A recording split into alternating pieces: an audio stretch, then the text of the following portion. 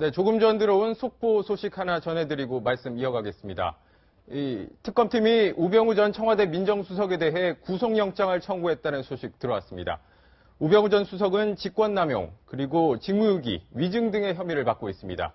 다시 한번 말씀드리겠습니다. 특검팀이 우병우 전 청와대 민정수석에 대해 구속영장을 청구했다는 소식 들어와 있습니다. 자세한 소식은 들어오는 대로 발빠르게 전해드리도록 하겠습니다. 정치권 소식 이어가겠습니다. 대구는 2012년 대선 때 박근혜 대통령에게 80%가 넘는 지지를 몰아줬습니다. 그런데 최근엔 보수 후보들의 인기가 예전 같지 않다고 합니다. 네, 국회 출입하는 이현수 기자 나와 있습니다. 어서 오세요. 요즘에 보수가 어렵다 이런 얘기 많은데 지금 대구 경북 지지율이 어떻게 됩니까? 네, 우선 한국갤럽 여론조사 결과를 보면서 말씀드리겠습니다. 네. 네, 대구 경북의 지지율인데요. 2주 전까지만 해도 대구 경북에서는 황교안 대통령 권한 대행으로의 지지세 결집이 뚜렷하게 나타났습니다. 네, 그랬군요. 23%를 기록하면서 문재인 전 대표가 18%를 기록한 것에서 앞섰는데요. 회색 그래프인 거죠? 네, 그렇죠.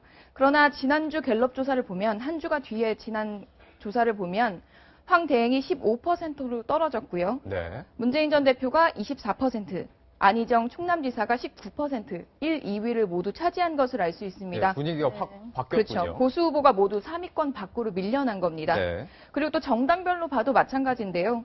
2주 전만 하면 자유한국당이 27%, 그리고 더불어민주당이 22%를 기록했는데 지난주 같은 경우는 자유한국당이 22%에 그쳤고 더불어민주당이 34%를 기록하면서 1위가 뒤집힌 겁니다. 네. 박지원 국민의당 대표가 이 호남의 경우에 호남 실제 사람들의 이야기를 들어보면 문재인 전 대표 지지한다는 사람 별로 없다. 근데 지지율이 너무 많이 나온다. 이런 얘기를 했는데 대구의 경우에는 실제 분위기 어떻습니까? 네, 제가 그래서 대구 지역에 자유한국당과 바른정당 의원들에게 직접 취재를 한번 해봤는데요. 네, 뭐라고 하던가요? 네, 박근혜 대통령의 국정농단 사태와 최순실 사태 등을 겪으면서 보수 정부에 대한 실망감이 커진 건 사실이라고 합니다. 네. 그러나 여론조사 숫자를 무조건 맹신하지 말라고 의원들이 모두 얘기를 했는데요. 네. 대구 지역의 자유한국당 한 의원이 TK 대구 경북 지역에서는 박 대통령 국정농단 파문 이후에 정치적 의사표현을 잘 안 하려 한다는 분위기를 전했습니다. 네. 실제로 대구에서 박 대통령에 대한 적극적인 지지를 했었는데요. 네. 국정농단 사태가 있은 후에는 확실히 정치에 대한 의사표현이 좀 위축된 분위기인 걸로 보입니다. 그렇군요. 샤이 보수라는 말이 있는데요. 네. 수줍은 보수당 지지자들이란 뜻입니다. 특히 숨은 보수표가 숨어 있다고 보고 있는 거고요. 네. 특히 나이가 있으신 어르신들은 여론조사 전화가 오면 응답하지 않고 끊어버린다고 합니다. 의원들이 직접 전해준 얘기로는. 네. 그래서 실제로 여론조사 결과를 다시 한번 살펴보면요.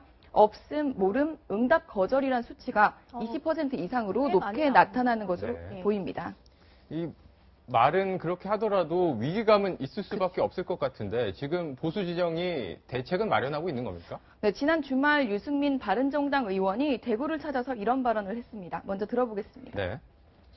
네, 헌법재판소 결정 나고 이제 우리 대구 경북 시도민들께서 하나씩 마음 정리하기 시작하면 저는 전국에서 지금 제일 늦지만 우리 대구 경북이 한번 바뀌면 겁나게 바뀌는 데 아닙니까, 여러분?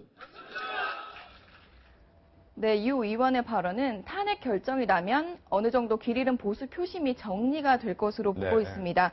그 전까지는 진정성 있는 행보를 이어간다는 차원에서 유승민 의원은 주말마다 대구를 찾기로 했습니다. 네. 그리고 또 자유한국당도 오늘 대구로 모두 총출동을 해서 임명진 비상대책위원장이 3번이나 큰절을 올리면서 적극적인 구애에 나선 모습입니다. 네, 오늘 대구를 방문한 이유들이 다 따로 있었군요. 네. 오늘 말씀 여기까지 듣겠습니다. 고맙습니다.